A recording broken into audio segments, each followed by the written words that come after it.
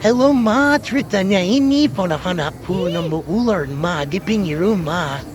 Mana nih, Bukannya Lurah? Tadi cerita. dibuangkannya jalan malah dibuang ke situ. Kan balik lagi tuh ularnya. Hari ngeri depi kalau lihat ular. Dikit. Malah dibuat mainan itu dasar bocil-bocil. Bukannya langsung dipindahin sana ke habitatnya. Malah dibuat mainan kayak gitu. Ampun, ini bocil satu ini kagak ada, dapat-dapatilah malah dipegang. Dasar bocah.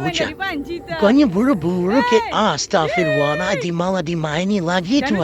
Dapat tangannya dicapuk tuh mulutnya udah mahap-mapai gitu tuh. Malah ditarik-tarik itu buntutnya. Dasar bocil, ada-ada aja kalau nyuruh bocil itu kerjanya. Disuruh buang malah buat main kayak gitu. Pengen jadi panji tuh anak tahu tuh bocil. Iyo dasar si bola.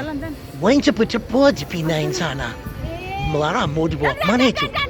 Dasar bocil.